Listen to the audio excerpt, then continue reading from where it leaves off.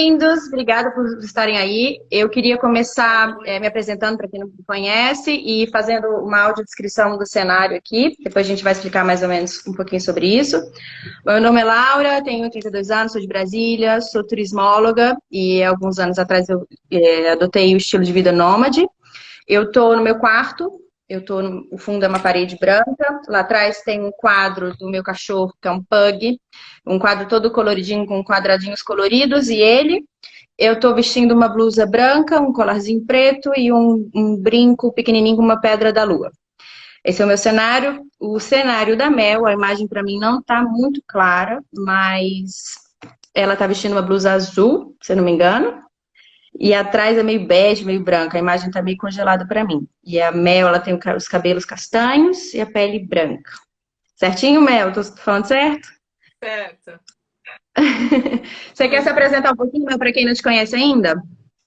Bom, eu sou a Mel Melina, mas pode me chamar de Mel. Tenho 36 anos, sou turismóloga, viajante, tenho uma companheira de 4 patas que viaja junto comigo e ela é meu cão-guia, sou definitiva.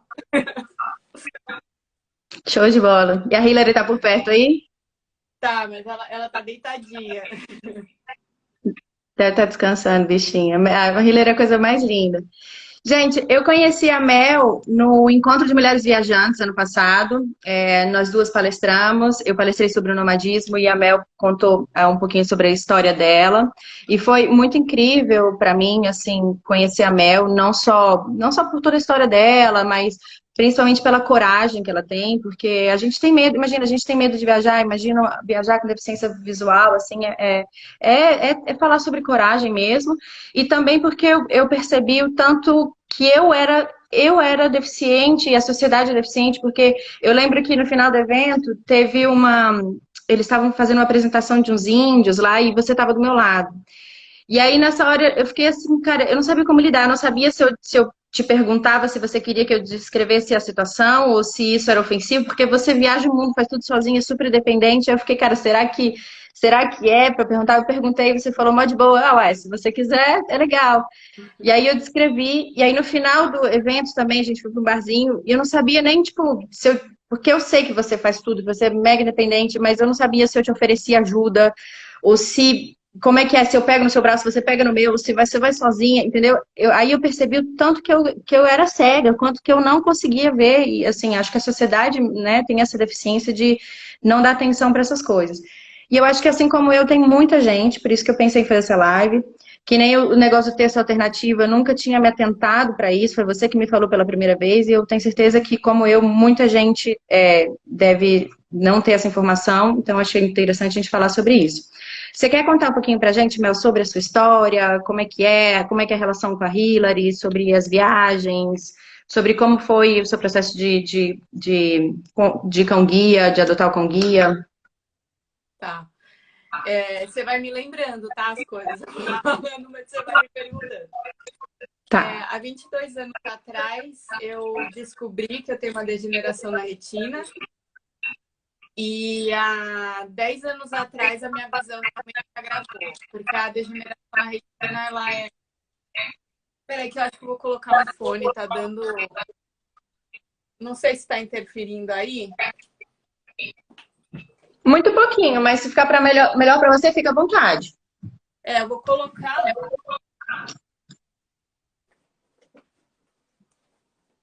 Porque eu tô me escutando. E aí... Não, acho que agora parou. Não, parou não. Era só um minutinho. E aí, como é uma doença degenerativa, né, progressiva, eu fui perdendo a visão aos poucos. E há 10 anos atrás, ela se agravou por causa de uma catarata. E a catarata, junto com a degeneração na retina, ela prejudicou bastante a minha visão. Peraí.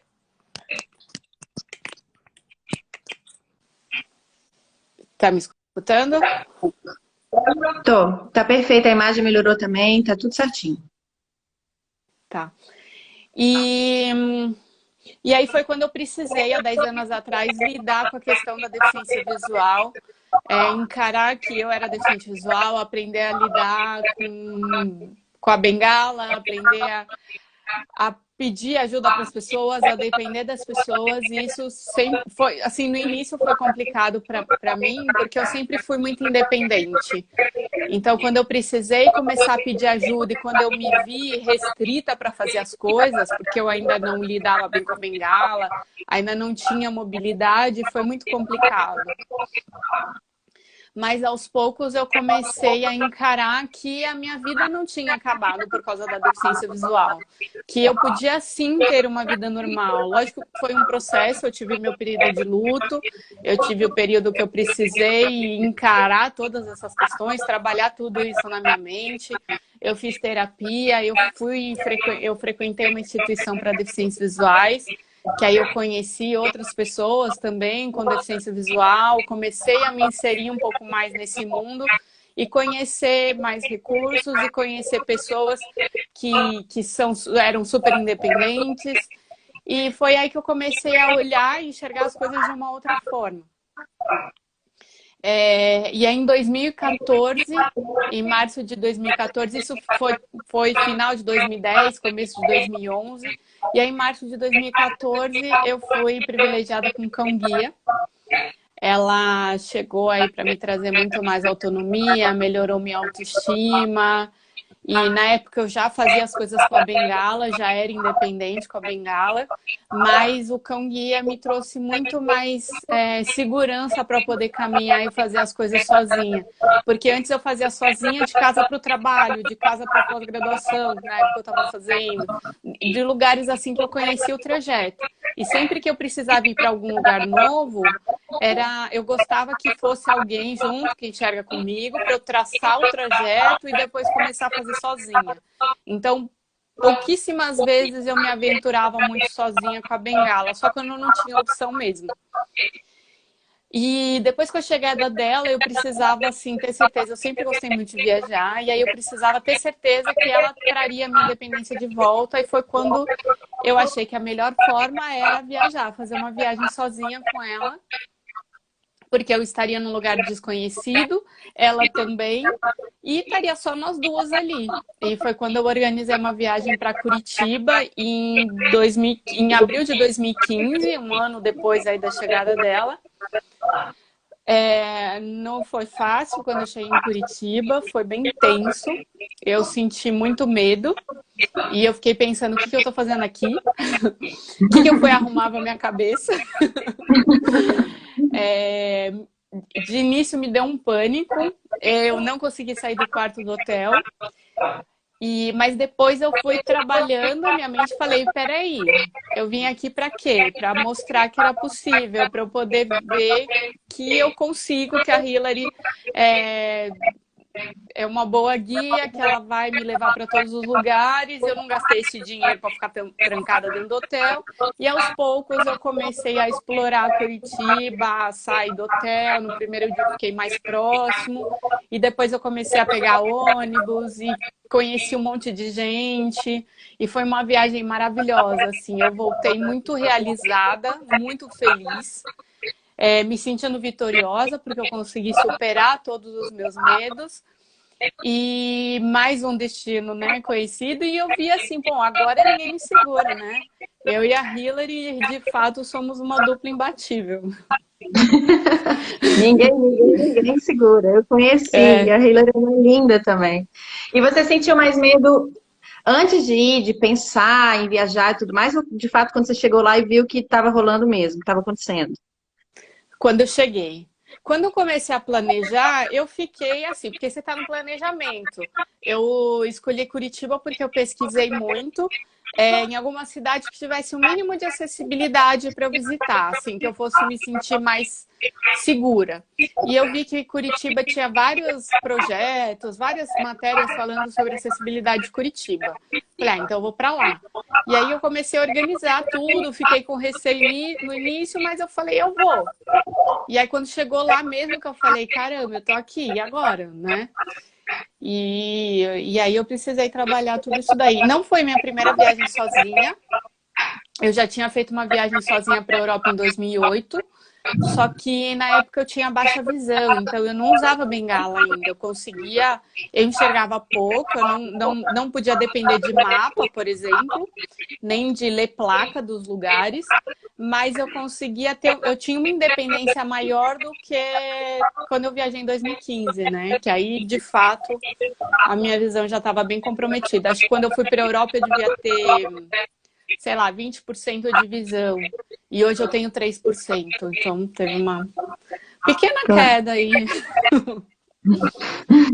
Entendi. E como é que é esse processo com a Mel, assim? Como é que é o processo de adoção? Adoção de... Não é adoção, né? Como é que eles te presenteiam com a Mel? Com a Hillary, desculpa. Imagina, eu me acostumei já. Eu vi falar com a Silvinha, eu vi ela trocando também. Falei, gente, não sou só eu. O cão-guia, ele tem instituições específicas que fazem o treinamento do cão-guia. Aqui no Brasil, a gente tem 5 escolas, se não me falha a memória. Ele tem toda uma etapa de socialização, até quem quiser, aí tiver curiosidade, no meu perfil semana passada foi o Dia Internacional do Cão Guia. Então, a semana inteira eu fiz uma maratona cão guia, passando várias informações sobre o treinamento do cão guia.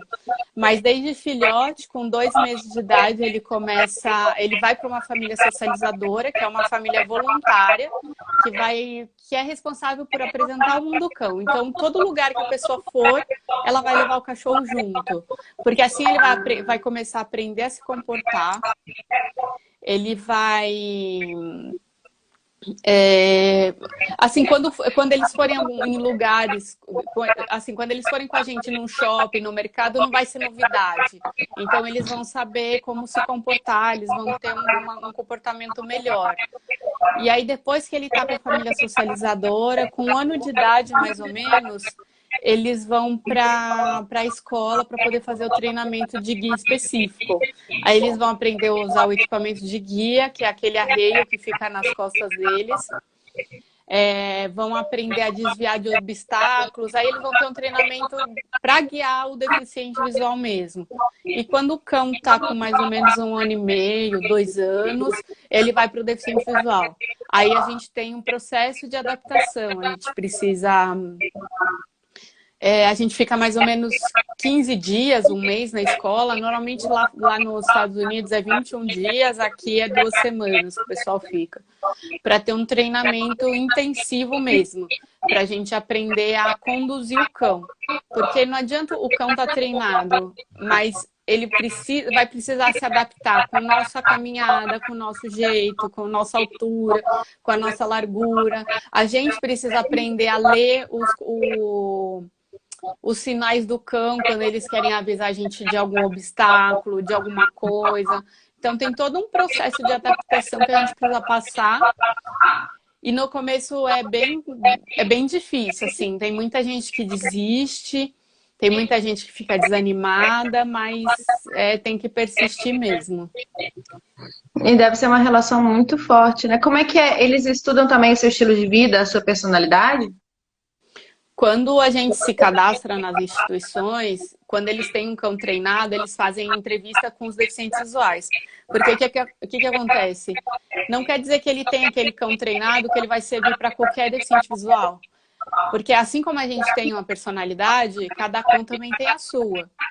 Então, vamos supor que eles têm um cão treinado, que o cão anda devagar, o cão gosta de rotina, o cão é sistemático, enfim. Não adianta vir para mim, por exemplo, que eu ando rápido, eu viajo muito, cada hora eu estou num lugar, eu não tenho rotina, eu não tenho horário. Eu ia ficar infeliz com o cão e o cão ficaria infeliz comigo. Então, eles entrevistam o deficiente visual para poder saber, conhecer a rotina dele, conhecer a personalidade da pessoa também, para poder fazer aí o melhor casamento possível. Entendi. E como é que foi? A Hillary gosta de viajar, então? A Hillary adora. Adora ir para lugares novos, adora conhecer pessoas, adora quando eu dou desafios novos para ela, sabe? Quando a gente está num lugar diferente, eu peço para ela encontrar alguma coisa, ela fica super feliz, assim. É muito bonitinho, que ela começa a rebolar inteira, sabe? O corpo dela balança todo. Que fofa. É. Mel, como é que porque você foi perdendo a visão ao longo da vida, né? Como é que é essa Uhum. exploração dos sentidos, você aprender a explorar outros sentidos assim com o tempo? Como é que funciona isso? Na verdade, ele é automático, né? Eu percebi que conforme minha visão foi piorando, eu fui começando a prestar mais atenção nos outros sentidos. No começo, como eu falei, foi difícil, né, esse processo de aceitação, e eu comecei a fazer terapia. Eu fazia perto do trabalho. Então, eu gravei o caminho, eu ia a pé do trabalho até a psicóloga. No início, eu pegava táxi, mas depois eu falei, eu preciso aprender a usar bengala e eu preciso economizar, não dá para eu ficar gastando com táxi.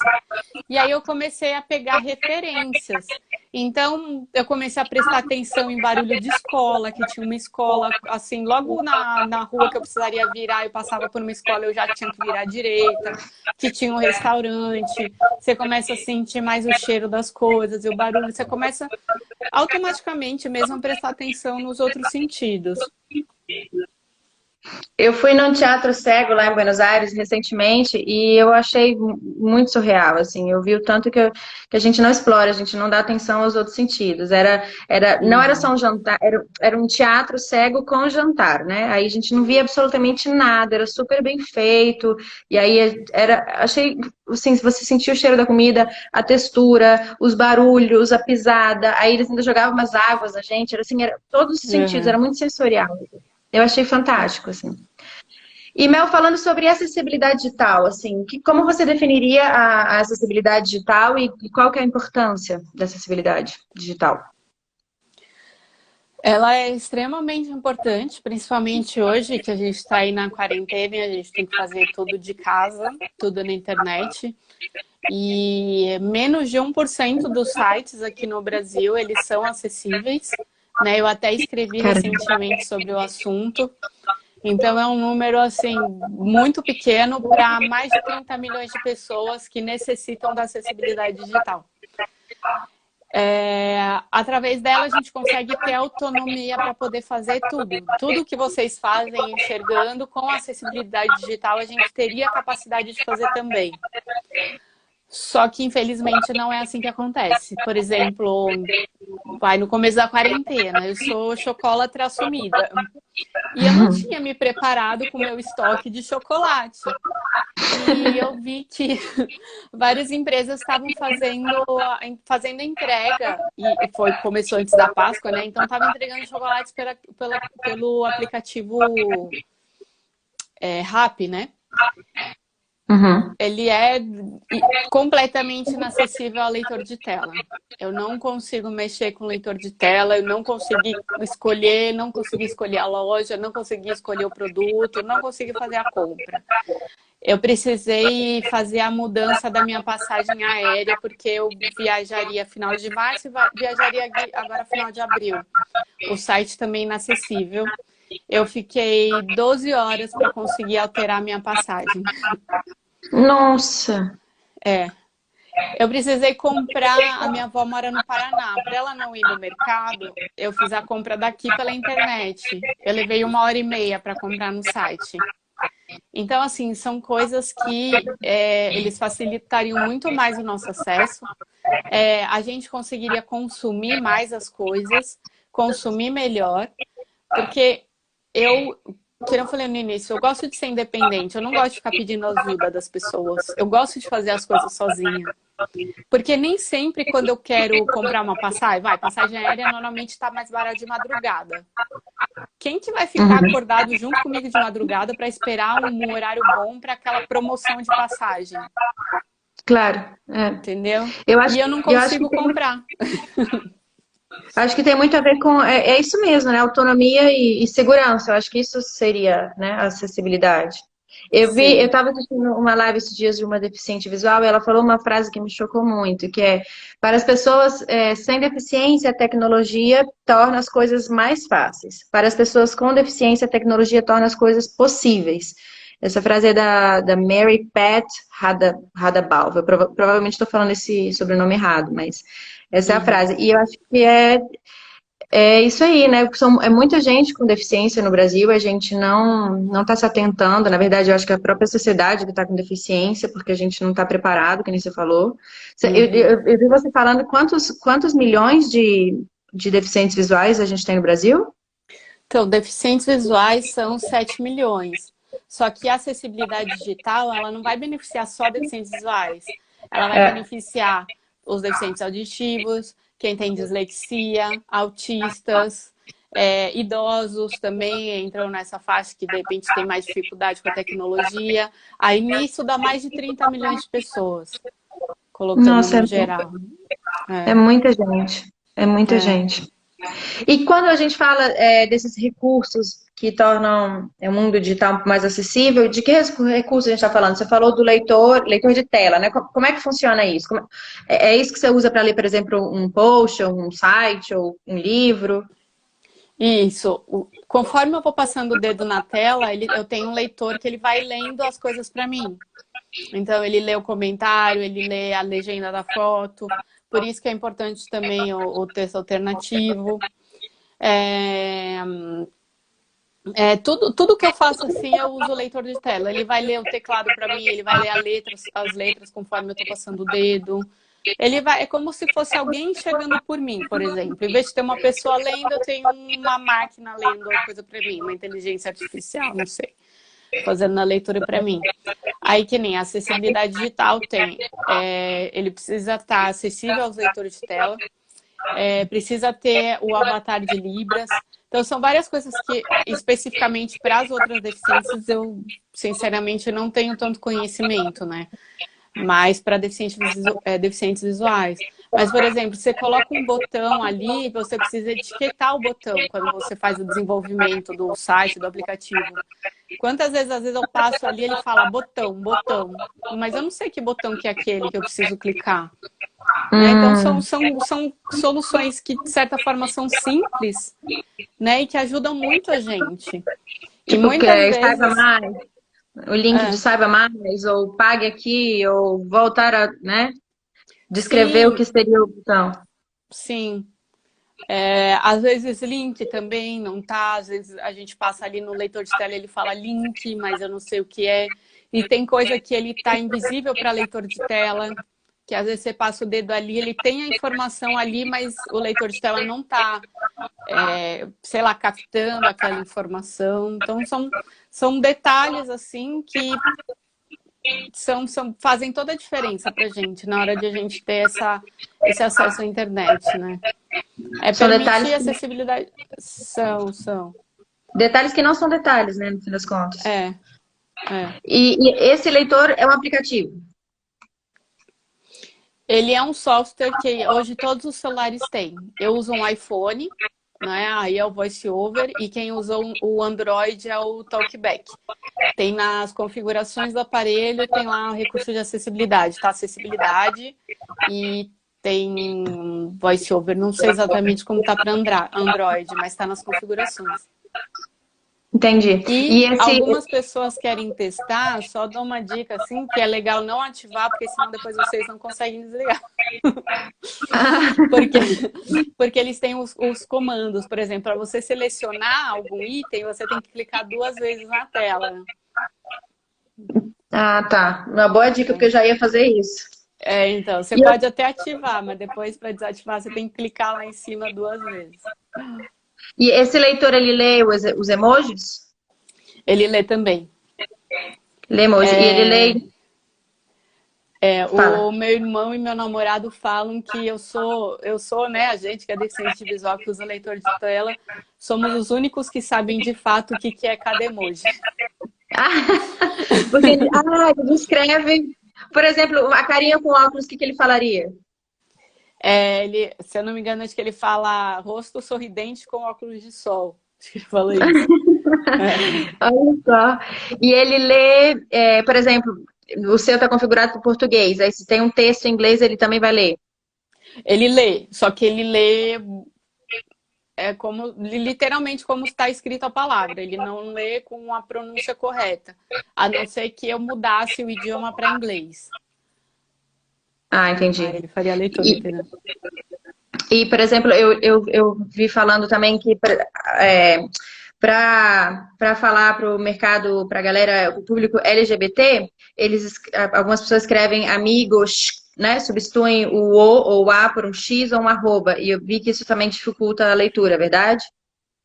Às vezes algumas coisas dificultam, e aí quando eu tenho dificuldade que eu não entendo o que está escrito, eu vou soletrando a palavra para poder entender direitinho o que está escrito. Tá. E imagem ele não lê. Não, agora tem uma inteligência artificial que o Facebook e o Instagram tá fazendo, mas assim, é bem genérico. A imagem pode conter céu, plantas e oceano, sei lá, né? Ele é bem genérico. Ah, não dá. E se está escrito, tem coisa que agora ele começou a ler os textos de imagem, mas nem sempre ele lê. Não sei se é dependendo do tipo da fonte, da letra, não sei. O ideal é sempre escrever na legenda ou escrever no texto alternativo. Pois é, esse texto alternativo, eu sei que você me mostrou e eu tenho feito. Às vezes eu esqueço, aí eu volto. É um negócio que assim, tem que virar normal, tem que virar natural. Eu acho que todo mundo tem que ter essa informação. Para mim tá cada vez mais natural, mas eu ainda estou pecando. Mas eu vi que o Facebook, Instagram, Twitter e LinkedIn já tem, é verdade? Não sei do Twitter, não sei do LinkedIn, porque apesar de ter conta lá, eu não mexo. Mas Facebook e Instagram tem.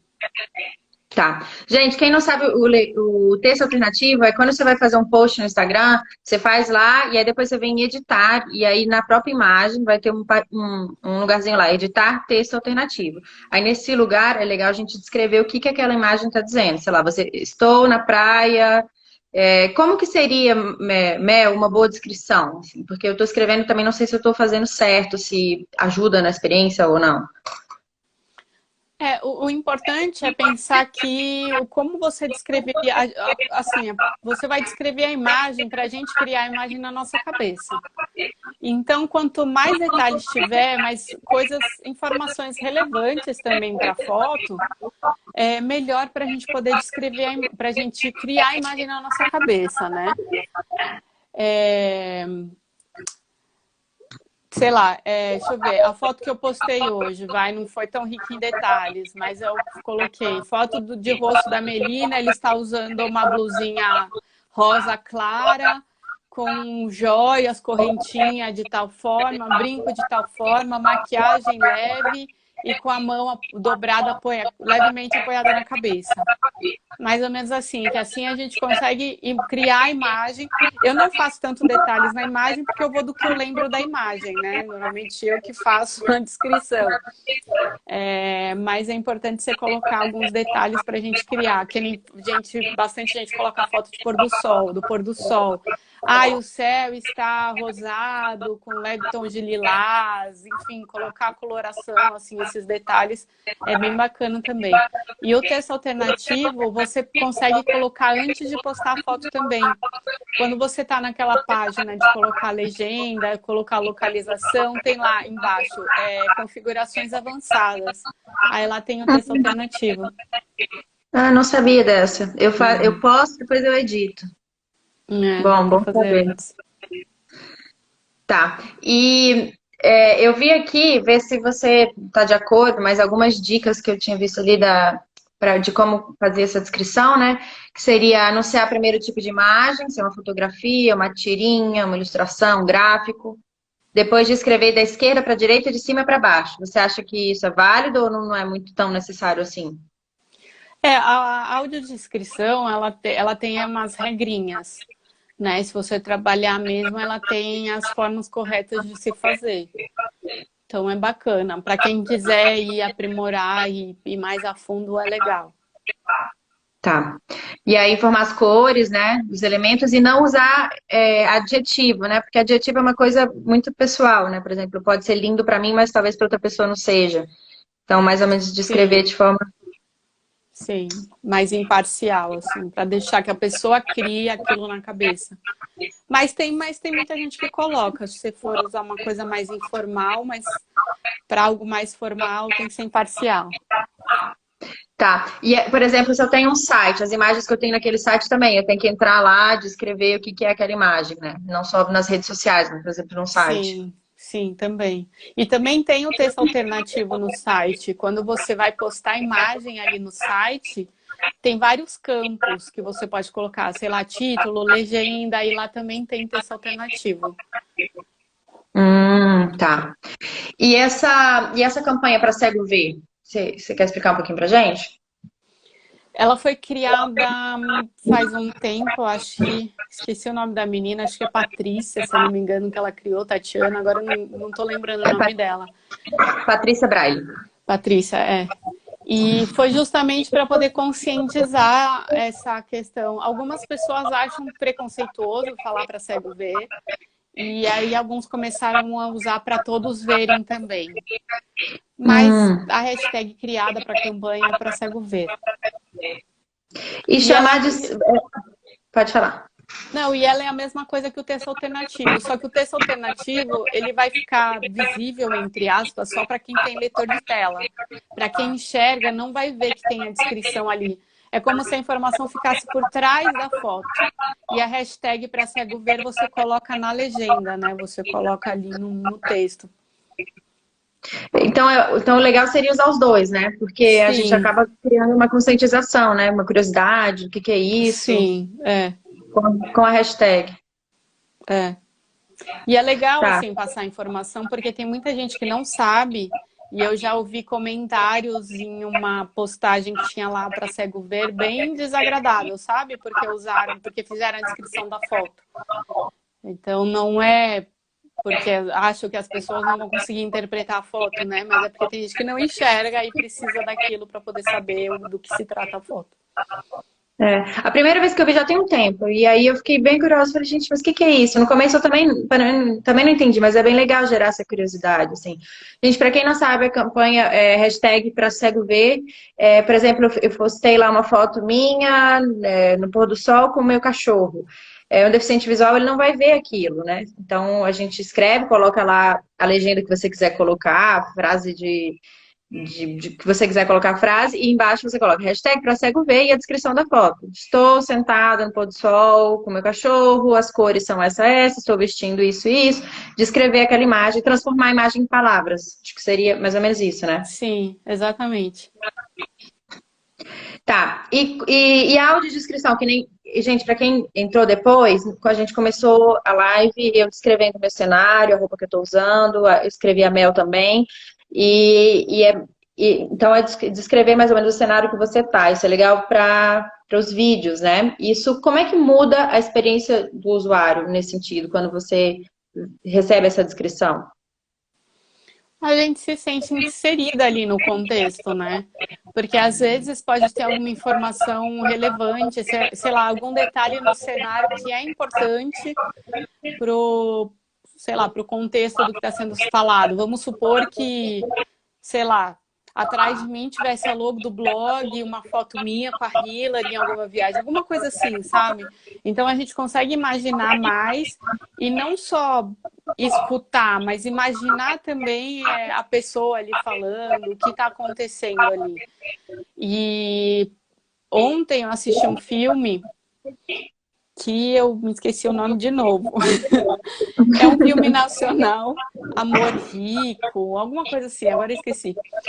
E ele tem audiodescrição, então eu até coloquei no Stories, né, um trechinho do filme para as pessoas entenderem que é um filme com audiodescrição. Porque imagina, a gente está assistindo um filme e tem várias cenas que o personagem, os personagens não falam nada. As coisas vão acontecendo e a gente lá, sem entender o que está se passando. Então a audiodescrição faz que a gente consiga acompanhar todos esses detalhes. Nem ontem no filme falou que uma hora ele levantou da cama, ele viu a menina na cama, ele pegou o documento, viu o nome dela, depois ele desceu a escada. Então são detalhes que não tinha fala, mas Claro, importantes ali para a interpretação do filme, né? Do que estava se passando.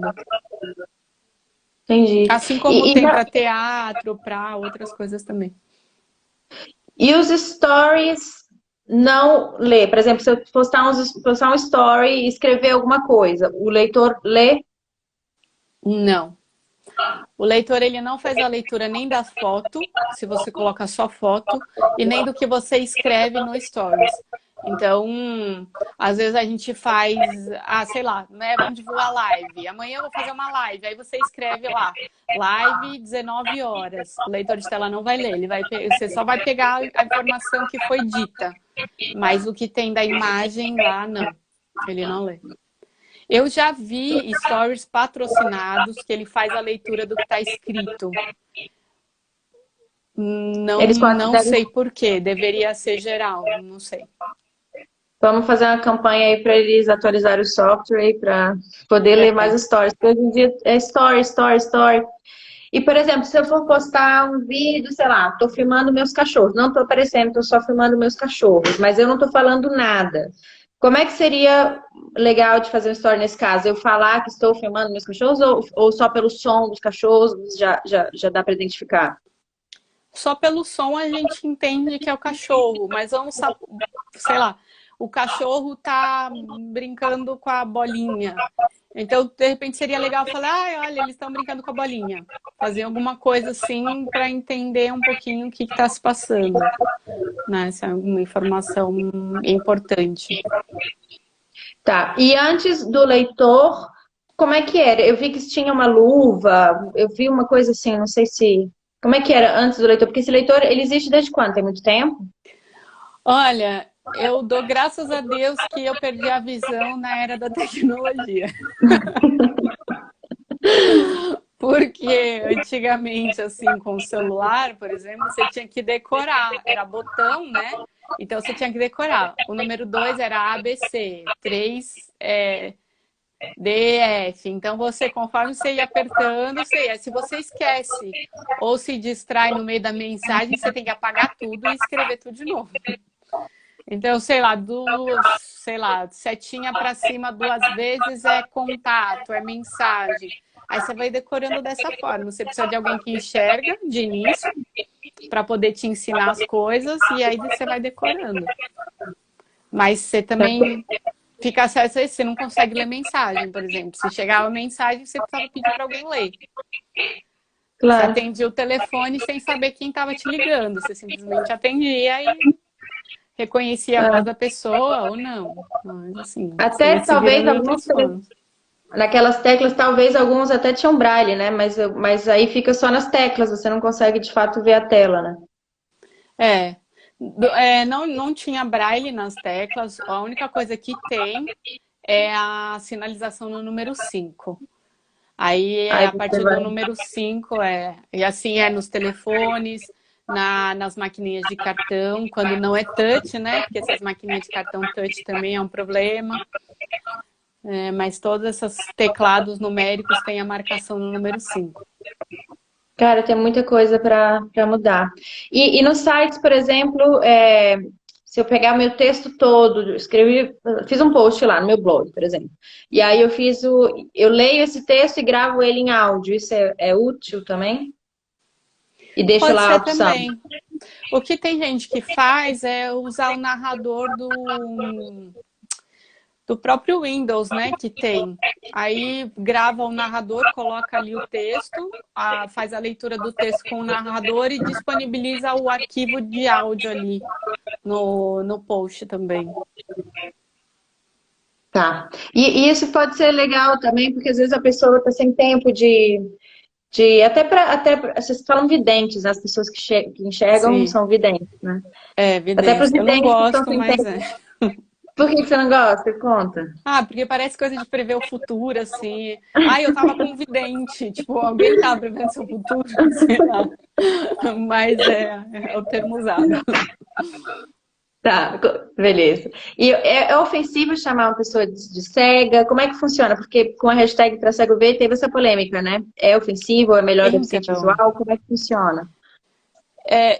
Isso daí é bem complexo, porque depende muito da pessoa. O que acontece? Quando a pessoa tem baixa visão e está perdendo a visão, a palavra cego soa muito forte.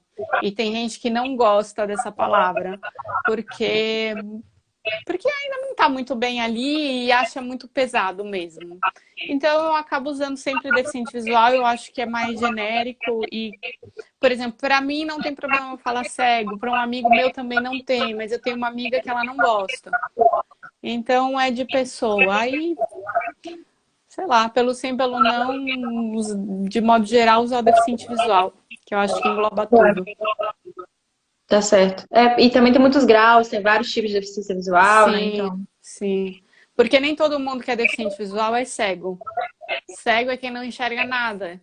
E tem Uhum, deficiente visual, tem baixa visão, que ainda enxerga um pouquinho. Então, entendi. É, e eu ouvi falar de uns aplicativos aqui, eu não sei se aplicativo Be My Eyes, Vi Cego, se você já ouviu falar, você sabe o que é isso? o Be My Eyes, eles não gostam de mim. Eu já tentei usar várias vezes e nunca me atenderam.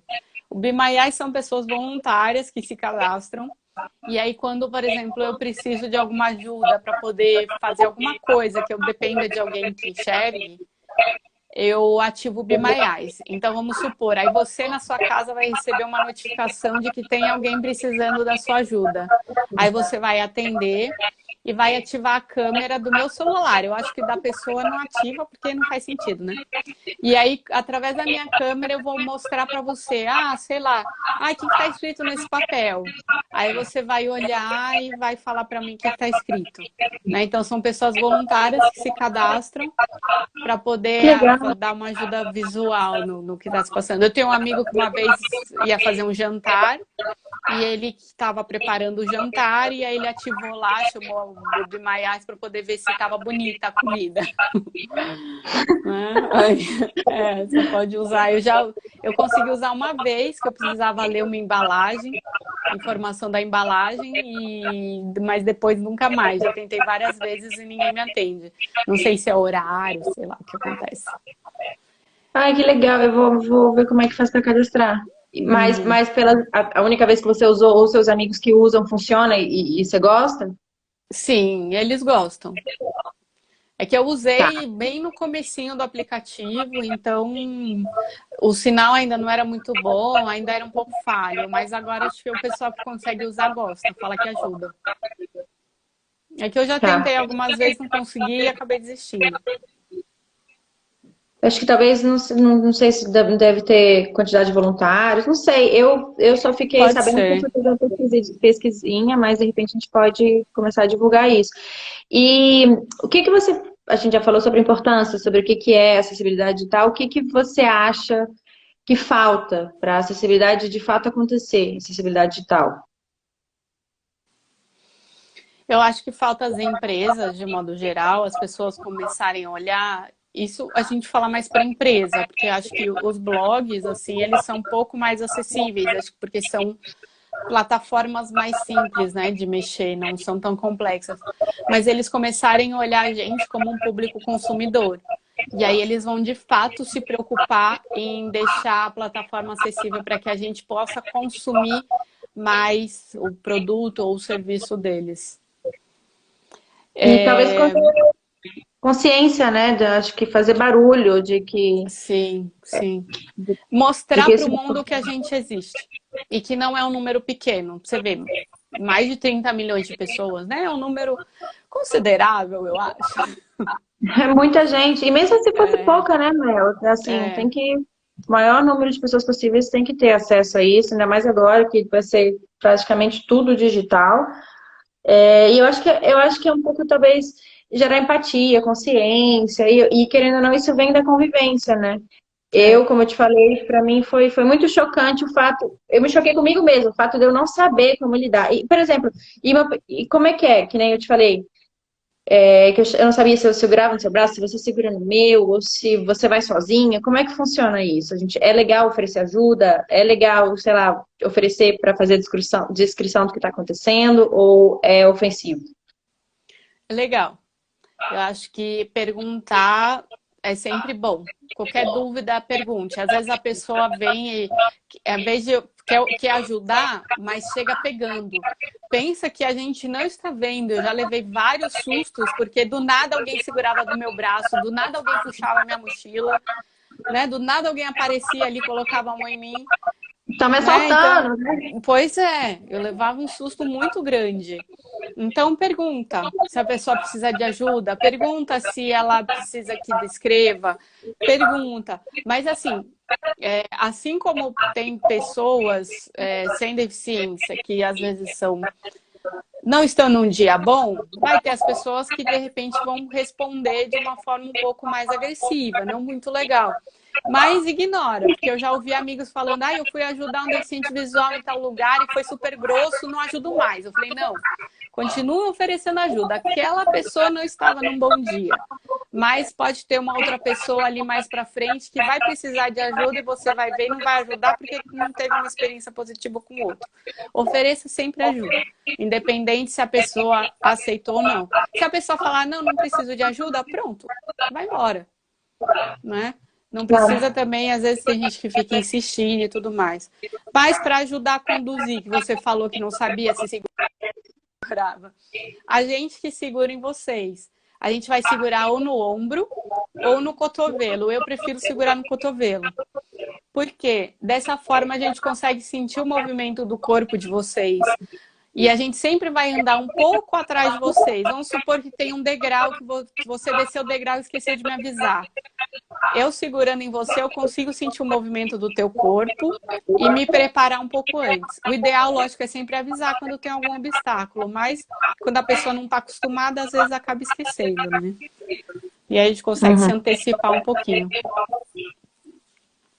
Entendi. Bom, muito legal. Vamos só então fazer um resumão das dicas para ajudar na acessibilidade digital. Eu vou falando, se eu esquecer de algum, você me fala. Seria, então,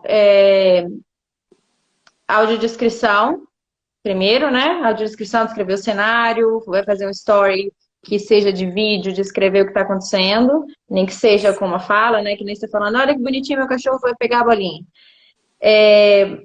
Usar a hashtag para cego ver e descrever as imagens, assim como descrever imagens no site. Usar o texto alternativo nas redes sociais, quando você for postar. Usar uma linguagem imparcial, né? Que mais que eu tô esquecendo? Usar um áudio para colocar seu texto todo em formato de áudio, no site, por exemplo. Libras, que aí seria para deficiente auditivo. E legenda nos vídeos também para deficiente auditivo. Sim. Tem mais algum que eu estou esquecendo? Não, acho que não. E também quando tiver, porque quando é vídeo, você posta vídeo no Instagram, ele não aparece a opção de colocar texto alternativo. Então, colocar o para cego ver e fazer uma breve descrição ali do vídeo também. Os vídeos não saem, né? Não tem. Tá. Bom, é isso, gente. Agora eu vou fazer umas perguntinhas para Mel. Obrigada, Mel. Gente, vamos fazer barulho para mais gente ter acesso a essa informação, para a gente poder trabalhar um pouquinho mais essa inclusão, essa acessibilidade. Porque que nem... Eu vou até repetir aquela frase que eu achei muito, muito impactante. Para as pessoas sem deficiência, a tecnologia torna as coisas mais fáceis. Para as pessoas com deficiência, a tecnologia torna as coisas possíveis. Então, você concorda com essa frase, meu? Sim, concordo. Porque a gente tenta, mas nem sempre a gente consegue, né? Então, né, ideal tendo acessibilidade digital, a gente consegue aí uma internet acessível para todo mundo. Com certeza. Tá, e como é que vocês estão lidando, falando um pouquinho de viagem agora, como é que você e a Hillary estão lidando com essa quarentena, com esse período maluco que a gente está vivendo? Eu precisei cancelar 2 viagens, e eram 2 viagens, assim, que eu esperei bastante. A gente iria para Foz do Iguaçu, e agora era para estarmos no Nordeste. Ia ficar 20 dias viajando só eu e a Hillary pelo Nordeste. E era a primeira vez que a gente ia fazer uma viagem longa, de fato, só nós duas. Porque normalmente a gente fica 4 dias, 5 dias, mas 20 dias só nós duas na estrada seria a primeira vez. E a Hillary está prestes a se aposentar também. Então, eu planejei tanta coisa para esse ano, antes da aposentadoria dela. Isso me deixou bem frustrada, mas fazer o quê, né? São coisas que fogem ali do nosso controle. Então, a gente precisa ter muita paciência e pensar que não foi cancelado, só foi adiado, né? Agora remarquei tudo para o próximo semestre e espero que a gente consiga concretizar tudo isso. Mas a Hillary está bem entediada porque é um cão guia, é um cão que está acostumado a frequentar todos os lugares comigo e de repente a gente não sai mais de casa. Claro. Aí eu tô, assim, obrigatoriamente 3, 4 vezes por dia eu preciso sair com ela na rua, né, para ela fazer as necessidades. Mas eu comecei a incluir aí umas caminhadinhas curtas, tomando todo o cuidado quando a gente volta, de higienização, de máscara e tal. Porque é necessário, né? Ela precisa disso também para a saúde dela, né? Ainda mais que por causa da idade e tudo mais. E o processo de limpeza e higienização que a gente está tendo, tem que ter com o cachorro também? Também, sempre que eu chego em casa, eu uso lenço umedecido para poder limpar as patinhas dela. E se eu vou, que nem semana passada, eu precisei ir no mercado e ela deitou no chão. Então eu cheguei, eu usei um produto que eu tenho para banho seco, né, próprio para cachorro, para pet. Eu usei também para dar uma limpada no pelo dela, né, principalmente a barriga, porque ela deitou as patinhas. E o equipamento de guia também, que é o arreio, a gente precisa higienizar. E para quem usa bengala, também precisa higienizar a bengala.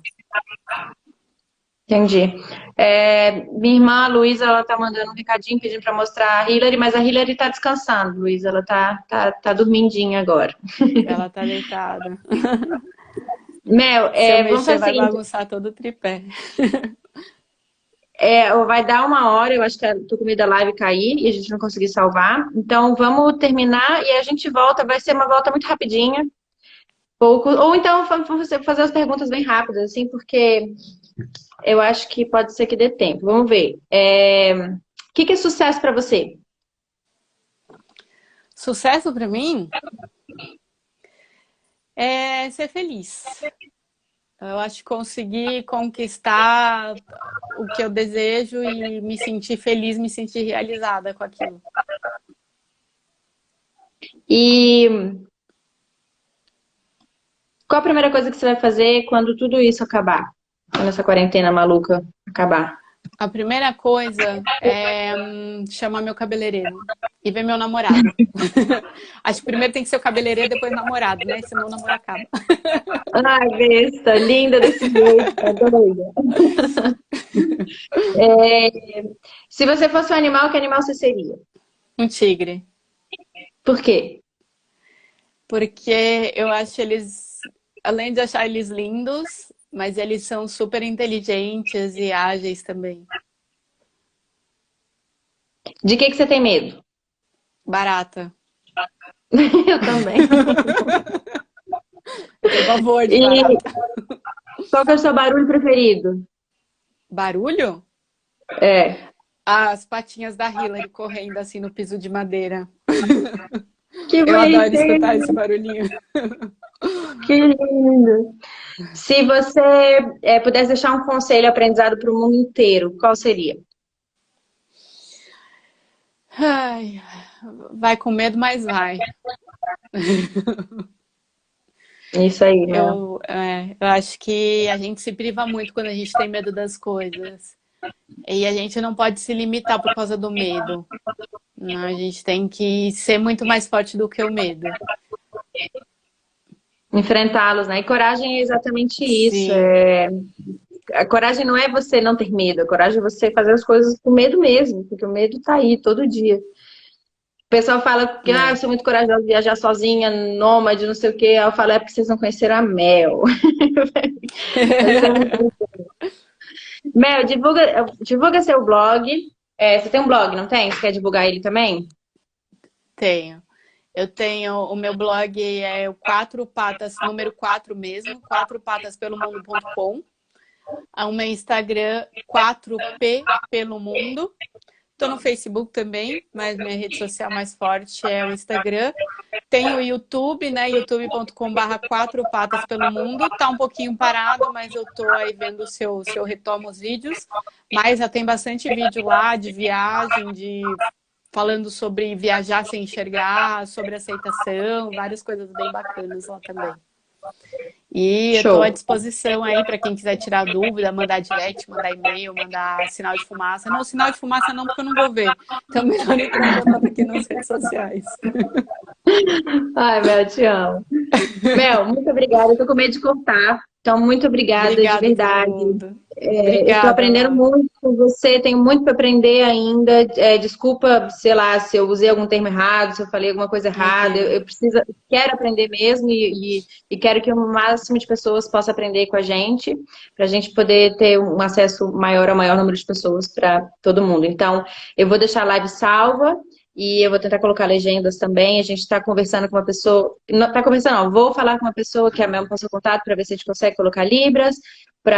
Não prometo, vamos tentar, porque eu não sei Libras, mas vamos tentar para a gente poder divulgar isso. Então tá bom, Mel. Muito, muito, muito obrigada. Obrigada, Laura. Obrigada a todo mundo que assistiu a live até aqui.